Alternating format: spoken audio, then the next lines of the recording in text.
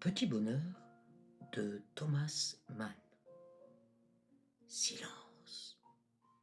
Nous allons regarder dans une âme, au vol pour ainsi dire, en passant et seulement pendant quelques pages, car nous sommes extrêmement occupés. Nous venons de Florence des siècles passés. Il s'agit là-bas de résoudre des situations malaisées. Quand ce sera fait, où irons-nous? Peut-être à la cour, dans un château royal, qui sait? D'étranges choses brillent faiblement, sur le point de prendre forme. Anna, petite baronne, Anna, nous n'avons pas beaucoup de temps pour toi. Musique à trois temps, bruit de verre qui s'entrechoquent, brouhaha, fumée, bourdonnement des conversations, pas de danse. On connaît nos petites faiblesses. Est-ce parce que la souffrance a là ses yeux les plus profonds et les plus douloureux que nous aimons en secret à demeurer dans les lieux où la vie célèbre sa simple fête? Aspirant, cria à travers toute la salle le baron Harry, le capitaine de cavalerie, en s'arrêtant de danser. Il entourait encore sa danseuse du bras droit et appuyait sa main gauche sur sa hanche.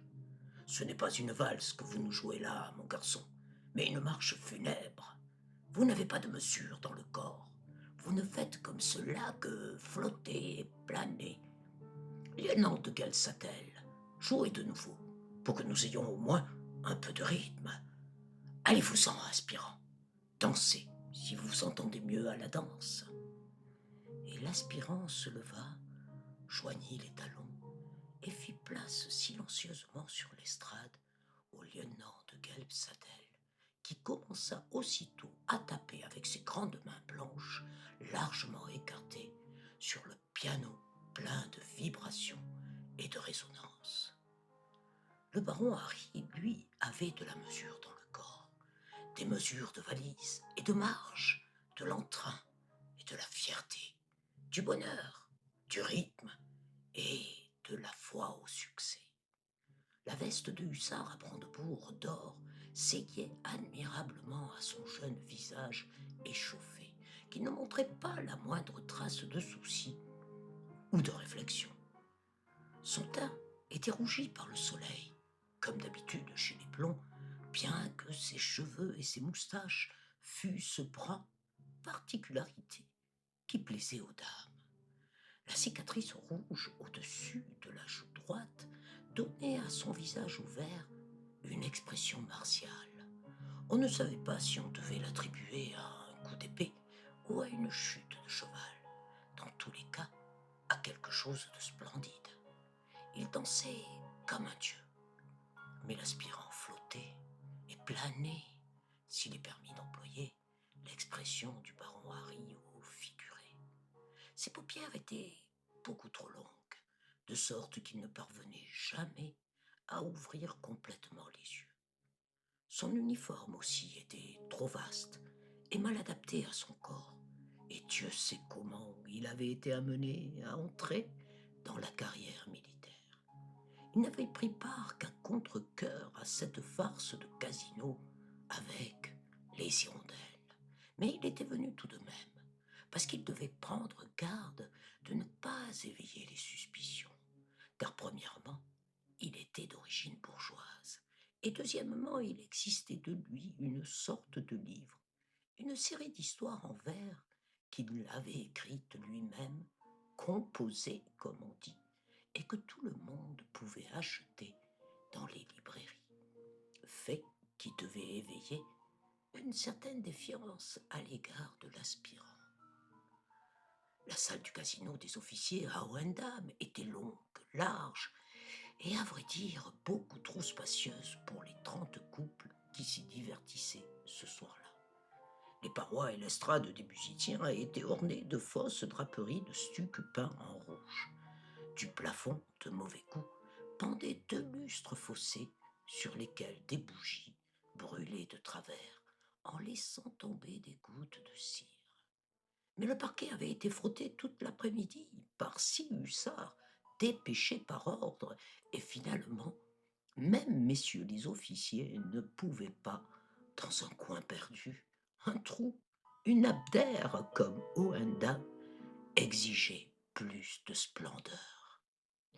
Du reste, ce qui pouvait manquer à la fête était compensé par les dispositions spéciales de joie maligne qui donnaient à la soirée son caractère particulier, par le plaisir défendu et osé qu'il y avait à se trouver en compagnie des hirondelles. Même les stupides ordonnances riaient sous cape en plaçant de nouvelles bouteilles de champagne dans les seaux à glace, près des tables couvertes de nappes blanches qui étaient dressées sur trois côtés de la salle. Ils regardaient autour d'eux et baissaient les yeux en souriant, comme des serviteurs qui prêtent un concours silencieux et dégagé de toute responsabilité à une entreprise risquée. Tout cela à cause des hirondelles. Les hirondelles. Les hirondelles? Eh bien bref, c'étaient les hirondelles de Vienne. Elles traversaient le pays comme une bande d'oiseaux migrateurs, prenaient leur essor de ville en ville, au nombre environ d'une trentaine, et paraissaient dans les music-halls et les théâtres de cinquième ordre en chantant, avec des allures libres et des voix allègres et gazouillantes, leur chant de prédilection. Quand les hirondelles le reviendront, elles s'étonneront, elles s'étonneront. C'était un joli chant, d'un humour facile à saisir, et elle le chantait au milieu de l'approbation de la partie compréhensive du public. C'est ainsi que les hirondelles étaient venues à Hohendamm et avaient chanté dans la brasserie de Gugelfing. Tout un régiment de hussards tenait garnison à Hohendamm. Elles étaient donc en droit de s'attendre à rencontrer plus d'intérêt que d'habitude auprès des cercles compétents. Elles trouvèrent de l'enthousiasme. Jour après jour, les officiers non mariés venaient s'asseoir à leurs pieds, écoutaient le chant des hirondelles et buvaient la bière blonde de Kugelfing à la santé des jeunes filles. Avant peu, les officiers mariés se trouvèrent aussi du nombre, et un soir, le colonel de Rummler était apparu en personne, avait suivi le programme avec une sympathie des plus vives, et s'était, pour finir, exprimé de divers côtés d'une façon pleinement approbative sur le compte des hirondelles. C'est alors que parmi les lieutenants et les capitaines avait mûri le plan de recevoir les hirondelles dans l'intimité. Un choix d'entre elles, environ 10 des plus jolies, de les inviter au casino pour une soirée amusante, où l'on ferait du vacarme et où l'on boirait du champagne. Les officiers supérieurs ne devaient, par égard pour l'opinion, rien savoir de l'entreprise et s'abstenir de cœur lourd d'y participer.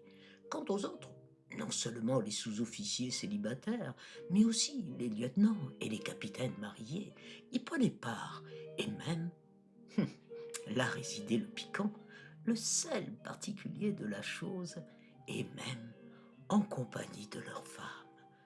Des obstacles, des scrupules. Le lieutenant de Levzan avait découvert ce principe admirable que, pour les soldats, les obstacles et les principes n'existent qu'afin d'être surmontés et jetés au vent. Les bons habitants de Hohendamm pouvaient bien, s'ils apprenaient la chose, s'indigner de ce que les officiers aient réuni leurs femmes aux hirondelles. À la vérité, eux n'auraient pas pu se permettre cela. Mais il existe des hauteurs, il existe des régions aventureuses et extrêmes de la vie, où il est de nouveau loisible de faire ce qui, dans des sphères plus basses, souillerait et déshonorerait.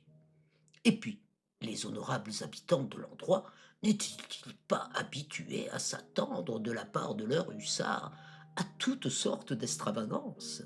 Les officiers montaient à cheval sur les trottoirs sous le clair soleil du bon Dieu, si cela leur plaisait.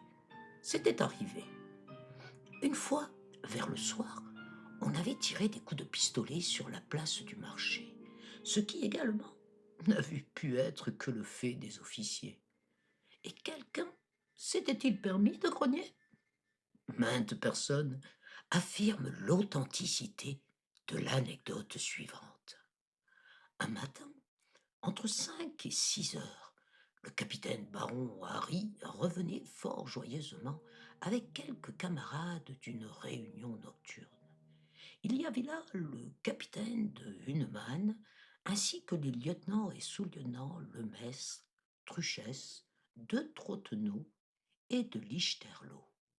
Comme ces messieurs passaient sur le vieux pont, ils rencontrèrent un garçon boulanger qui portait sur l'épaule une grande corbeille remplie de petits pains et suivait son chemin à travers le frais matin en sifflant avec insouciance.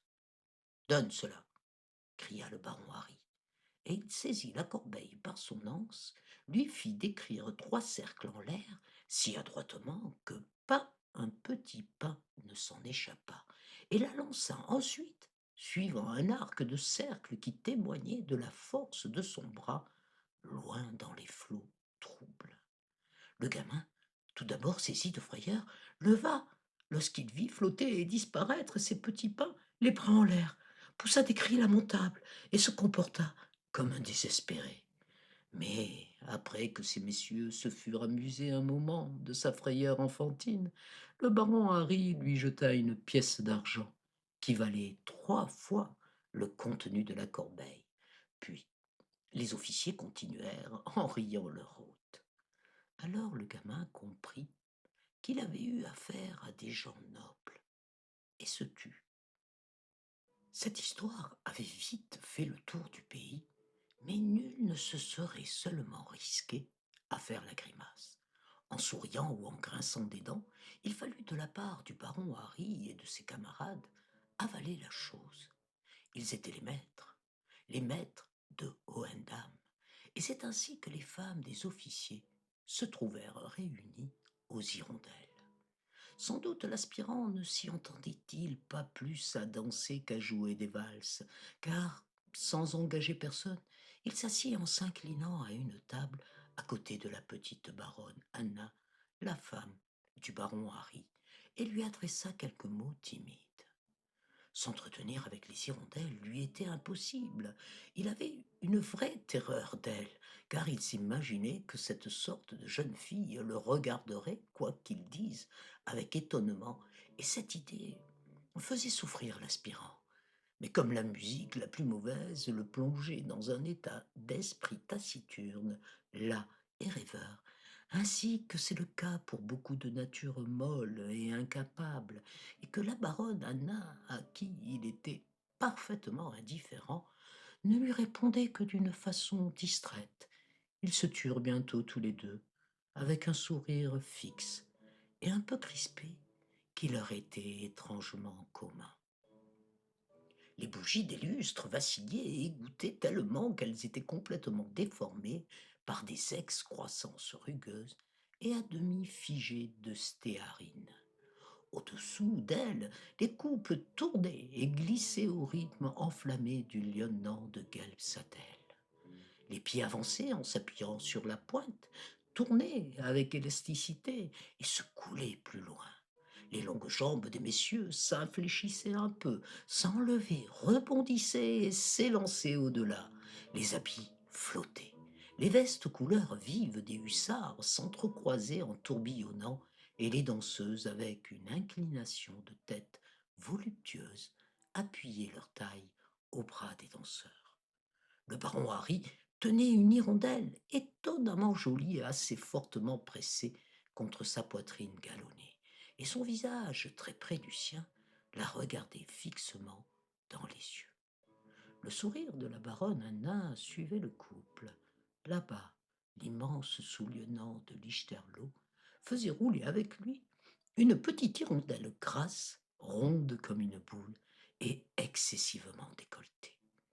Mais sous un des lustres, madame la capitaine de Hunneman, qui aimait le champagne par-dessus tout, tournoyait en personne dans un complet oubli de ce qu'elle se devait en compagnie d'une troisième hirondelle, une mignonne créature marquée de taches de rousseur, dont le visage rayonnait complètement de l'honneur inusité qui lui était fait.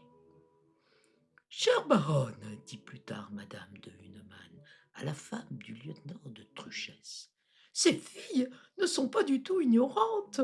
Elles peuvent vous énumérer sur le bout du doigt toutes les villes de garnison de l'Empire. Elles dansaient ensemble parce qu'il y avait deux dames de trop et ne s'apercevaient pas du tout que peu à peu tout le monde se retirait de la scène pour les laisser se produire toutes seules. Elles finirent tout de même par le remarquer et restèrent debout au milieu de la salle, complètement accablées par les rires, les applaudissements et les bravos. Ensuite, on but du champagne, et les ordonnances gantées de blanc coururent de table en table pour remplir les verres. Puis les hirondelles durent chanter encore une fois, oui. Il fallait qu'elles chantassent, peu importait qu'elles fussent hors d'haleine ou non.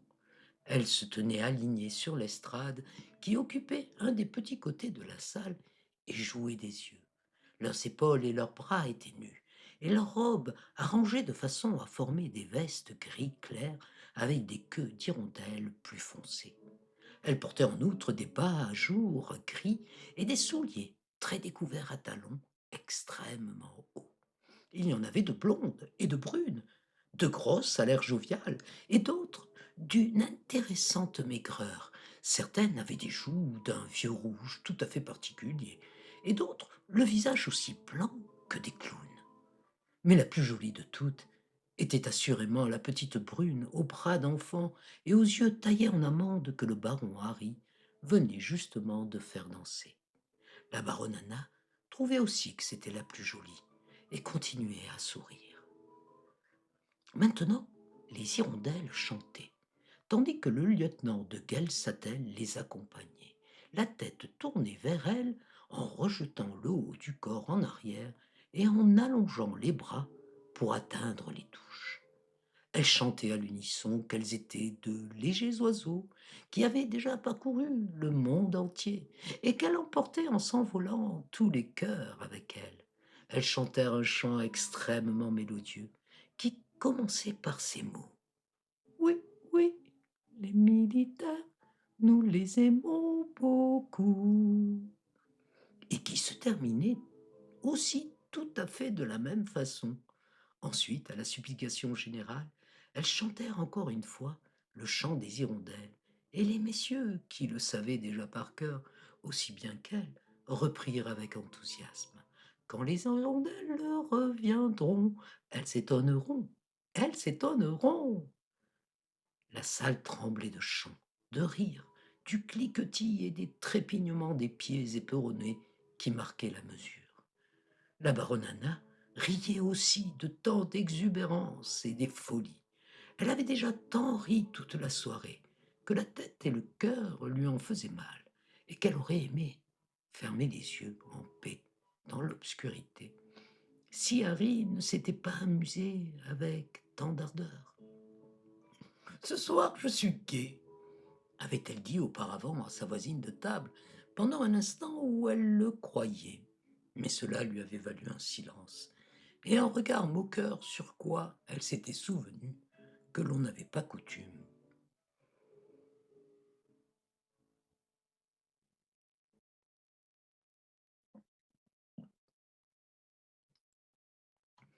La baronne Anna riait aussi de tant d'exubérance et des folies. Elle avait déjà tant ri toute la soirée que la tête et le cœur lui en faisaient mal et qu'elle aurait aimé fermer les yeux en paix dans l'obscurité si Harry ne s'était pas amusé avec tant d'ardeur. Oh, ce soir, je suis gai, avait-elle dit auparavant à sa voisine de table pendant un instant où elle le croyait.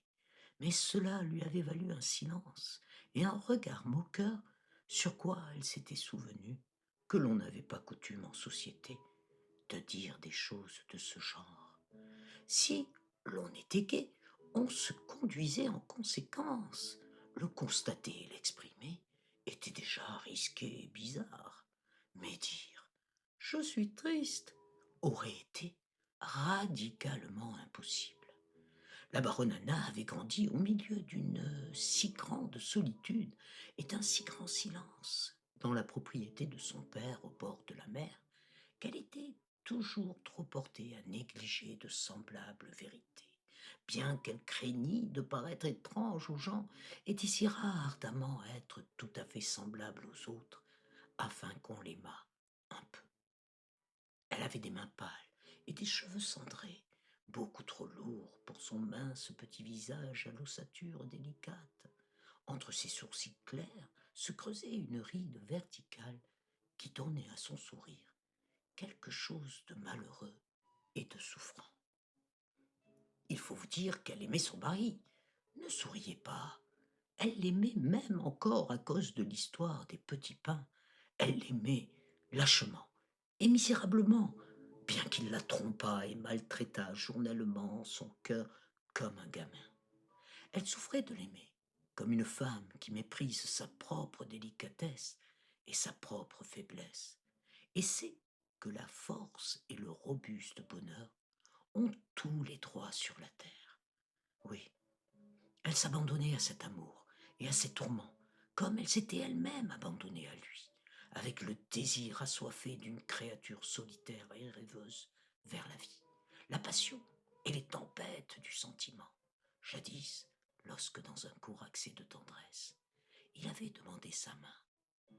Mesure à 3 temps, bruit de verre qui s'entrechoquent, brouhaha, fumée, bourdonnement des conversations, pas de danse. C'était l'univers de Harry et son royaume. Et c'était le royaume de ses rêves à elle, parce que là se trouvait le bonheur, la banalité, l'amour et la vie. Vie mondaine, innocente et joyeuse vie mondaine, poison énervant, avilissant, séducteur, plein de stérile attrait, coquette ennemie de la pensée et de la paix, tu es une chose terrible. Elle demeurait assise là des nuits durant, torturée par le contraste aigu entre le vide, le néant alentour et l'animation fiévreuse due au vin, au café, à la musique sensuelle et à la danse. Elle demeurait assise et voyait Harry charmé des femmes jolies et gaies, non parce qu'elle le rendait particulièrement heureux, mais parce que sa vanité exigeait qu'il se fît voir avec elle, comme un homme privilégié à qui rien ne manque, qui n'est exclu de rien, ne connaît aucun désir. Comme cette vanité lui faisait mal, et pourtant, comme elle l'aimait. Comme il était doux de constater qu'il était beau, jeune, brillant et fascinant, comme l'amour que les autres femmes lui portaient enflammait douloureusement le sien. Et quand c'était fini, lorsqu'après une fête qu'elle avait passée à souffrir et à se tourmenter à cause de lui, il se répandait en éloges avec un inconscient égoïsme sur la soirée qu'il venait de passer. Alors venaient ces instants où sa haine et son mépris égalaient son amour, où elle le nommait dans son cœur vaurien, fat, et où elle essayait de le punir par son silence, son silence ridicule et désespéré. Est-ce bien cela, petite baronne Anna? Exprimons-nous bien tout ce qui se cache derrière ton pauvre sourire, tandis que les hirondelles chantent. Et puis vient cet état pitoyable et humiliant, où, étendu dans son lit, vers le matin, après un peu de cette innocente vie mondaine, tu épuises les forces de ton esprit à réfléchir aux plaisanteries, aux mots spirituels, aux bonnes réponses que tu aurais dû trouver pour être aimable et que tu n'as pas trouvé. Puis viennent ces rêves vers l'aube, où, épuisé de douleur, tu pleures sur son épaule, où il essaie de te consoler d'une de ses paroles chantilles, vides et quelconques, et où tu es soudain traversé par la honte et le sentiment de l'absurdité qu'il y a à pleurer sur son épaule de ce que le monde soit ce qu'il est. S'il tombait malade, n'est-ce pas? Avons-nous bien deviné? N'est-il pas vrai que d'un malaise insignifiant chez lui surgit pour toi tout un monde de rêves dans lesquels tu le vois souffrant et livré à tes soins, où il gît devant toi, impuissant et brisé, et enfin, N'aie pas honte, ne te prends pas en horreur. La souffrance rend parfois un peu mauvais. Nous le voyons, nous le savons, hélas, pauvre petite âme. Nous en avons vu bien d'autres dans nos voyages. Mais tu pourrais bien t'occuper un peu du jeune aspirant aux paupières trop longues qui est assis à côté de toi et unirait volontiers sa solitude à la tienne. Pourquoi le dédaignes-tu? Pourquoi le méprises-tu? Parce qu'il appartient à ton propre univers et non pas à l'autre, celui où règne l'entrain, la fierté, le bonheur, le rythme et la foi au succès. Certes, il est dur de n'être chez soi ni dans un monde, ni dans l'autre, nous le savons, mais il n'y a pas de réconciliation possible. Les applaudissements éclatèrent au milieu des dernières mesures jouées par le lieutenant de Gelsatel. Les hirondelles avaient fini. Sans se servir des marches, elles sautèrent à bas de l'estrade, avec lourdeur ou légèreté, et les messieurs s'empressèrent de leur venir en aide. Le baron Harry aida la petite brune au bras d'enfant. Il le fit avec conscience et discernement. Il entoura le haut de ses cuisses d'un de ses bras, de l'autre sa taille, lui laissa le temps de s'asseoir et la porta presque jusqu'à l'une des petites tables où il remplit son verre jusqu'à le faire déborder et trinqua avec elle lentement en la regardant dans les yeux, avec un sourire vide et insistant. Il avait beaucoup bu, et sa cicatrice ressortait en rouge sur son front blanc qui contrastait fortement avec son visage hâlé.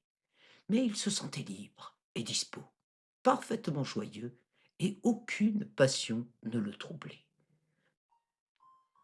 Sa table se trouvait en face de celle de la baronne Anna, à l'extrémité opposée de la salle, et celle-ci, tout en échangeant des paroles indifférentes avec quelqu'un qui se trouvait près d'elle, tendait avidement l'oreille au rire qui s'élevait là-bas, et pillait honteusement à la dérober, chaque mouvement en proie à cet état étrange, plein de douloureuses tensions qui vous permet de poursuivre machinalement, en conservant tous les usages du monde, un entretien avec une personne et d'être en même temps complètement absent d'esprit, d'être auprès de quelqu'un d'autre que l'on observe.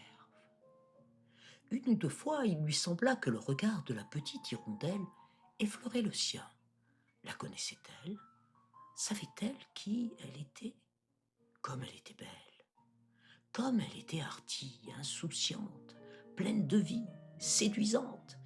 Si Harry l'avait aimée, s'était rongé pour elle, avait souffert à cause d'elle, la baronne Anna le lui aurait pardonné, aurait compris, sympathisé.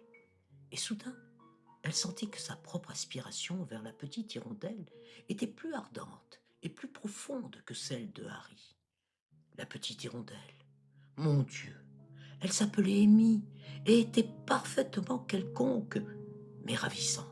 Certes, avec ses mèches de cheveux noirs qui entouraient un visage large et avide, ses yeux en amande, sa grande bouche pleine de dents éblouissantes, et ses bras bruns, tendres, aux rondeurs attirantes. Ce qu'elle avait de plus beau, c'étaient les épaules, qui, lorsqu'elle faisait certains mouvements, glissaient dans leurs articulations avec une souplesse inexprimable. Le baron Harry était plein d'intérêt pour ses épaules. Il ne voulait absolument pas permettre qu'elle les couvrît, mais engagea une lutte tumultueuse pour s'emparer du châle qu'elle s'était mis dans la tête de jeter autour. Et durant tout cela, personne, de près ni de loin, pas plus le baron Harry que son épouse ou quelqu'un d'autre, n'avait remarqué que cette petite créature sans défense, rendue sentimentale par le vin, avait pendant toute la soirée soupiré après le jeune aspirant, chassé du piano quelque temps auparavant pour son manque de rythme. Les yeux là et le jeu du jeune homme l'avaient séduite. Il lui paraissait noble, poétique, d'un autre monde, tandis que la manière d'être du baron Harry ne lui était que trop connue et l'ennuyait. Elle était tout à fait malheureuse et désolée de ce que le jeune aspirant ne lui eût de son côté pas accordé la moindre marque de sympathie. Les bougies, presque consumées, répandaient une lumière trouble à travers la fumée des cigarettes qui planait en couches bleuâtres au-dessus des têtes. Un parfum de café flottait à travers la salle, une atmosphère fade et lourde, vapeur de fête, exhalaison humaine, rendue plus épaisse et troublante par les parfums risqués des hirondelles, reposait sur toute chose, sur les tables couvertes de nappes blanches, sur les seaux à champagne, sur les êtres fatigués et excités, sur le bourdonnement de leurs voix, leurs rires s'éclatant ou étouffés, et leur badinage amoureux. La baronne Anna ne parlait plus. Le désespoir et ce terrible assemblage de désir, d'envie, d'amour et de mépris de soi-même que l'on nomme jalousie et qui ne devrait pas exister si le monde était bon, avait tellement submergé son cœur qu'elle n'avait plus la force de jouer la comédie. Qu'il voie donc où elle en était et qu'il ait honte d'elle, afin qu'il y ait dans son cœur au moins un sentiment la concernant. Elle regarda de son côté. Le jeu là-bas allait un peu loin, et tout le monde le suivait curieusement des yeux en riant. Harry avait inventé une nouvelle sorte de lutte tendre avec la petite hirondelle. Il s'obstinait à vouloir faire l'échange de leurs bagues. Ses genoux appuyés contre les siens, il la maintenait fermement sur sa chaise, tout en essayant par une poursuite effrénée d'attraper sa main et en cherchant à ouvrir son petit poing fortement serré. Enfin, il y parvint. Parmi les bruyants applaudissements de l'assemblée, il lui enleva cérémonieusement son étroit anneau et, triomphant, lui passa de force sa propre alliance au doigt. Alors la baronne Anna se leva. La colère et la douleur, le désir de se cacher dans l'obscurité avec sa souffrance et le cher sentiment de son néant, le vœu désespéré de le punir par un scandale, d'attirer d'une façon quelconque son attention, la dominèrent complètement. Très pâle, elle repoussa sa chaise et se dirigea à travers la salle vers la porte. Ce mouvement fit sensation. On échangeait des regards graves et dégrisés. Quelques messieurs appelèrent tout haut Harry par son nom. Le bruit se calma. Alors, il se passa quelque chose de tout à fait singulier. L'hirondelle, à savoir Amy, prit avec la plus vive énergie fait et cause pour Anna. Était-ce que l'instinct commun aux femmes pour la souffrance et l'amour malheureux inspirait sa conduite? Était-ce que son propre chagrin au sujet de l'aspirant aux paupières lasses lui faisait voir dans la baronne Anna une camarade d'infortune? Toujours est-il qu'elle agit à l'étonnement général. « Vous êtes vulgaire !» dit-elle tout haut au milieu du silence qui régnait, en repoussant le baron Harry, abasourdi. Ce seul mot, vous êtes vulgaire, et d'un trait, elle fut auprès de la baronne Anna, qui tenait déjà la poignée de la porte. Pardon, dit-elle tout bas, comme si personne d'autre autour d'elle n'était digne de l'entendre. Voici la bague. En même temps, elle pressait l'alliance d'Harry dans la main de la baronne Anna. Et tout à coup, la baronne Anna sentit sur cette main la large et chaude petite figure de la jeune fille et la brûlure d'un fervent et tendre baiser. « Pardon, » murmura encore une fois la petite hirondelle, et elle s'enfuit. Mais la baronne Anna se tenait dehors dans l'obscurité, encore tout étourdie, attendant que cet événement inattendu prit en elle un sens et une forme, et il arriva qu'un sentiment de bonheur, de doux, chaud et secret bonheur, lui ferma un instant les yeux. Assez, pas plus loin. Voyez un peu le précieux petit incident. Elle se tenait là, toute charmée et ravie, parce que cette folle petite vagabonde était venue lui baiser la main. « Bonsoir, baronne Anna. Nous te quittons. Nous mettons sur ton front un baiser et nous nous sauvons. Adieu. Dors maintenant. Tu vas rêver toute la nuit de la petite hirondelle qui est venue à toi et pour quelques instants, tu seras heureuse. car un peu de bonheur, un petit frisson, un petit transport de bonheur effleure l'âme lorsque ces deux mondes, entre lesquels erre le désir, se rapprochent en une courte et illusoire